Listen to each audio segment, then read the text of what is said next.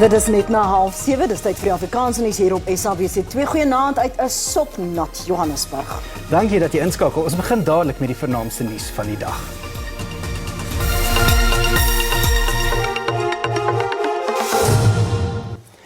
Daar is druk uit talle oorde op Eskom om kragvoorsiening aan die land te herstel. Met die instelling van fase 6 beurtkrag het die minister van Minerale en Energiesake Gwedi Mantashe die kragvoorsiener daarvan beskuldig dat hy oproer wil stig om die staat omver te werp. Intussen het Eskom die beplande sluiting van eenheid 1 by die Kuiberg kernkragstasie tot Saterdag uitgestel om fase 7 kragonderbrekings te voorkom. Die land is tans op fase 6 beurtkrag tot Vrydagoggend 5:00, waarna fase 5 sal geld. Eskom plaas die skuld vir die huidige hoë fase beurtkrag op opwekkingseenhede by 'n aantal aanlegte wat onklaar geraak het. Beplande onderhoudwerk by Kuiberg se eenheid 1 is uitgestel weens huidige druk op die netwerk. Die minister van Openbare Ondernemings, Pravin Gordhan, het in 'n verklaring Suid-Afrikaners om verskoning gevra vir die ontwrigting van kragonderbrekings. Gordhan sê hy het Eskom se bestuur en raad aangesê om met dringendheid te werk om kragvoorsiening te herstel. Hy sê die oorsaak van die huidige toestand is wanfunksie in Eskom-stelsels en moontlike sabotasie. Die energiekenner Ted Blom vergelyk Eskom met 'n sinkende skip, waar die huidige krisis lei na 'n groter verlies aan kundigheid by die kragvoorsiener.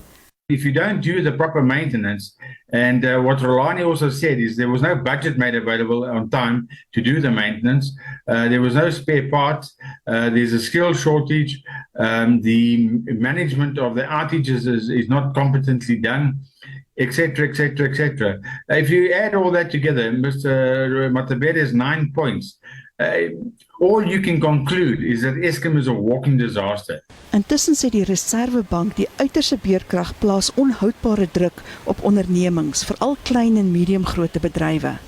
A key concern is the strain that load shedding puts on already weak economic growth and the viability of corporates, in particular SMEs.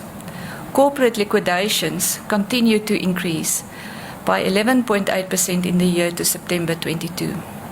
Intussen het die minerale hulpbronne en energieminister 13 bykomende hernubare energieprojekte met onafhanklike voorsieners aangekondig. Ooreenkomste is onderteken in die projekte wat teen 2025 nuwe opwekkingsvermoë by die stelsel sal voeg. Die volgehoue kragonderbrekings tydens die feestyd is 'n groot kommer vir sakelei, aangesien dit gewoonlik 'n besige tyd is vir ondernemings. Fase 6 onderbrekings beteken dikwels daar is meer as 7 ure geen elektrisiteit nie. 'n Bekende eetplek is weens kragonderbrekings verlate en hulle sukkel reeds om kop bo water te hou. Ons het al ons produkte verloor want die yskas het nie gewerk nie. Ons televisie en mikrogolfoond is ook af. Ons maak nie 'n wins nie want as die krag af is, is daar nie inkomste nie. Ook hierdie besigheid tas in die donker. It is affect us really badly, more especially there's no incoming sales because of the load shedding. Like for instance, like today, we think it's going to have electricity roughly about 3 hours. So business is going down, very down. Met die feesseisoen op volle dreef is die toerismebedryf ook bekommerd. The likelihood that you will be affected during peak hours is so much greater. That's between 5 o'clock in the morning until about 9 o'clock, where people have to eat breakfast, they have to shower, they need hot water, all of that stuff. And you either have to have a generator running in those times, which is ridiculously expensive, much more expensive than electricity, or you have to send them to another lodge and refund them. When we met with Eskom, they could not even give reasons as to why the prolonged outage. But they indicated that that will be investigated. Intussen is sake-eienaars in die Nelson Mandela Bay Metro ook bekommerd oor die jongste ronde van fase 6 kragonderbrekings, die bedryfsuitgawes om kragopwekkers te gebruik en die toename in misdaad. Affected us a lot because of load shedding. Some of the food items we had, they went for wastage. Hierdie koffiewinkel is 8 jaar gelede gestig en sukkel om ekstra uitgawes te dek wat die kragonderbrekings meebring. Mostly these restaurants, they run big heavy equipment, stoves, ovens and whatnot. And I mean, with the generators, it costs 200-300 rand a day to maintain those throughout the day, especially with the 2-3 hours of load shedding that they've got.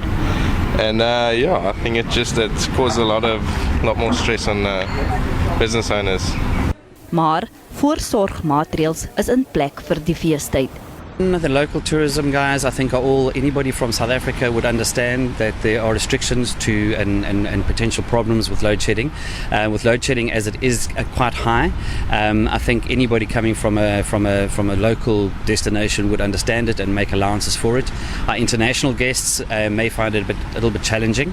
However, because we've been under load shedding for so long, most of our tourism operators and facilities have made backup plan. Die handelskamer in die metro het nog nie kommentaar gelewer op die jongste ronde van fase 6 nie.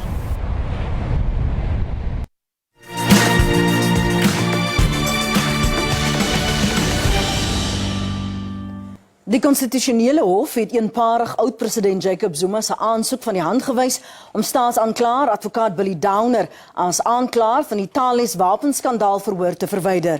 Dit beteken dat Zuma se langverwagte korrupsieverhoor in die Pietermaritzburgse Hooggeregshof kan voortgaan. Die Suid-Afrikaanse Nasionale Redakteursforum, die Helen Suzman Stichting, die Campaign for Free Expression en Media Monitoring Africa het intussen aansoek gedoen om vriende van die hof te wees in die saak waar Zuma die joernalis Karen Moon en advokaat Downer privaat wil vervolg. Zuma voer aan Downer het sy private mediese rekords aan Moon gegee wat dit toe gepubliseer het. Die Redakteursforum het in sy aansoek in die Pietermaritzburgse Hooggeregshof gesê die privaatvervolging van Moon is 'n misbruik van die regsproses en blaatante intimidasie van 'n joernalis. Die vernemende openbare beskermer, advokaat Koleka Kaleka, sê ondersoeke in die Phala aangeleentheid is in 'n gevorderde stadium. Dit volg op die paneelverslag in opdrag van die parlement wat tot die gevolgtrekking gekom het dat die president 'n saak het om te beantwoord. Dit aangesien die hoofstuk 9 liggaam onder die loep geneem is oor die feit dat sy ondersoek na die aangeleentheid wat president Cyril Ramaphosa impliseer steeds aan die gang is. Advokaat Kaleka sê hulle is amper klaar met die ondersoek na die Phala rooftog. Our investigations are at an advanced stage. We are in a process now where we are assessing the evidence before us. As you know, that evidence is a correlation of data which is processed and analyzed. So we are in the process of then assessing that and doing a preliminary draft. Na kritiek oor waarom dit moontlik was vir die S89 onafhanklike paneel om sy verslag vry te stel en wat deur oppositiepartye as op tydige wyse beskryf is, het Kaleka gesê die hoofstuk 9 instelling is nie by magte om 'n voorlopige verslag vry te stel nie.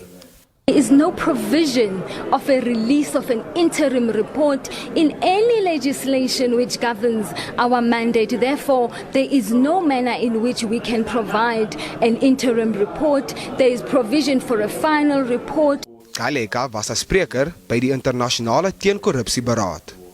Die dialoog word môre voortgesit waar president Cyril Ramaphosa en hoofregter Raymond Zondo ook sprekers gaan wees.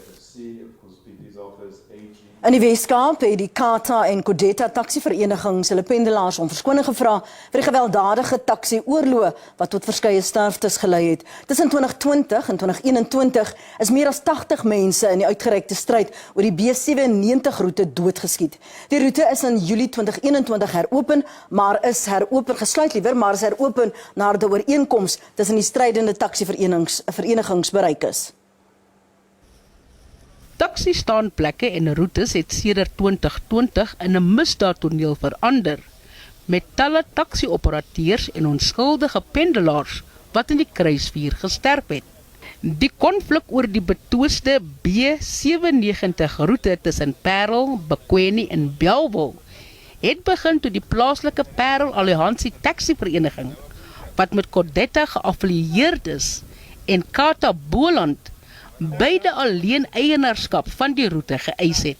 When something of this nature happens, there are other people who take opportunity, and do their own thing. So by saying so, we want to distance ourselves from what is happening out there. Pendelaars het die terugkeer van die taxidienste verwelkom. The buses are expensive before 8 o'clock, so it costs a lot of money. That's a problem. So I don't know how I'm going to come to work later then, because I still have to come to work late. And then I don't have enough money. We are struggling a lot most of the time. Always when they have the strike, we always struggling for the transport. We came here to buy meat now. One of the people who are selling here, they're using also taxis. The business people who are coming here, they're also using taxis. But now they're not here. Die taxi-owerhede sê die sluiting het 'n negatiewe impak op die hele vervoernetwerk gehad. I think it's time to test whether the leadership of Santaco are civilly liable, as we had legal action against the EFF and others who publicly called for on social media and otherwise for protest action. When those protest actions turn violent, you are responsible for it, whether you like it or not. Die taxivereniging sê die geskil is onnodig uitgereik. Die verenigings het hulle self daartoe verbind om oorsigstrukture in plek te stel om die roetes te monitor.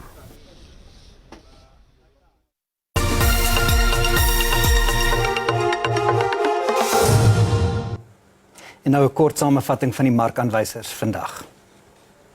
Die rand het teen die sluiting van die JSE om 5:00 vanmiddag sterker teen die vernaamste geldeenhede verhandel. Die JSE se indeks van alle aandele het hoër gesluit.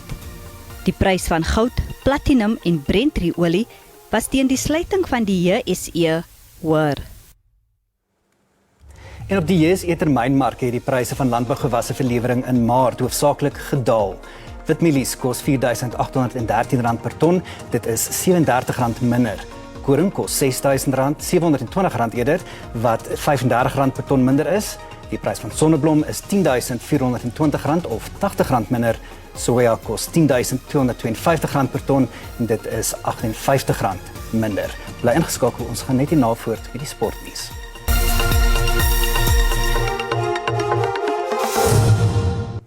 En ons gaan voort met die sportnuus. Die Suid-Afrikaanse manshokkiespan wat tans 14de op die wêreldranglys is op pad na Indië vir die opkomende wêreldbeker hokkie toernooi. Die tussentydse afrigter, Cheslin Gee, glo die span is gereed vir die uitdaging en het die nodige ervaring.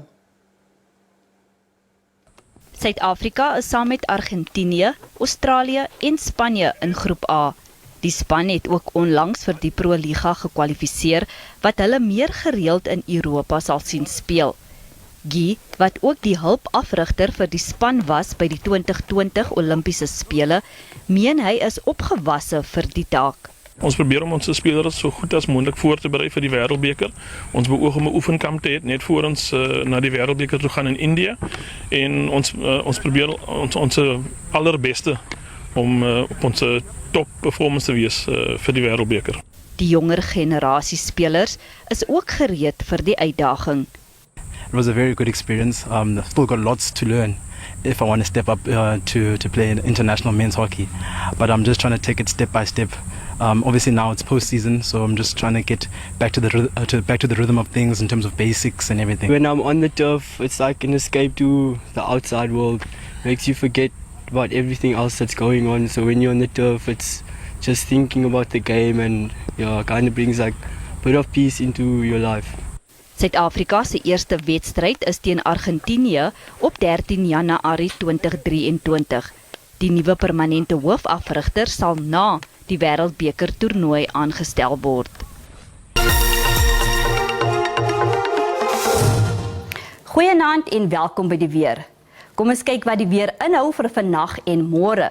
Daar is 'n 60% kans vir reën in gedeeltes van die Vrystaat, Gauteng, KwaZulu-Natal en dan ook in die Oos-Kaap. Andersins is daar 'n 30% kans vir reën. Vir môre is daar 'n 60% kans vir reën met miskolle in Gauteng, gedeeltes van KwaZulu-Natal, die Oos-Kaap en dan ook in die Wes-Kaap. Dan is daar 'n 30% kans vir reën in die westelike gedeeltes van die land. Daar is 'n waarskuwing uitgereik vir ewige donderbuie in Mpumalanga, KwaZulu-Natal en dan ook in die Oos-Kaap. Dan vir môre is daar 'n waarskuwing uitgereik vir veldbrande. Dit is in die Noord-Kaap, die Oos-Kaap en dan ook gedeeltes in die Wes-Kaap. Kom ons kyk nou na ons minimum en maksimum temperature. Enkele buie en donderbuie in Gauteng, Johannesburg en Springs albei 'n maksimum van 26. Dan ons volgende provinsie in Limpopo, enkele buie en donderbuie, Messina 'n maksimum van 33, Lephalale 2029 en Mokopane 1729. In Mpumalanga enkele buie en donderbuie, Skukuza 'n maksimum van 33, Imalahleni 1426 en dan Carolina 1423. Ons volgende provinsie KwaZulu-Natal, enkele buie en donderbuie, bewolk in Durban, maksimum van 28 daar, Vryheid 1625 en Ladysmith 1626. In die Oos-Kaap, baie nat hier, Komane 1532, Somerset Oos het dan ook 'n maksimum van 40.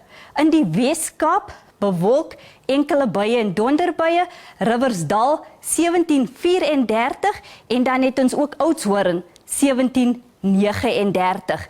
In die Noord-Kaap waar die brandgevaar-waarskuwing uitgereik is, Appington 2238, Kalvinia 1533. Dan in die Vrystaat enkele buie en donderbuie, Welkom 1528 en Wepener 1427. Dan kyk ons nou na ons laaste provinsie in die Noordwes, baie nat hier, Mahikeng 1628 en dan Schweizerenica 1729. Dit is dan al van die weersentrum. Goeienaand.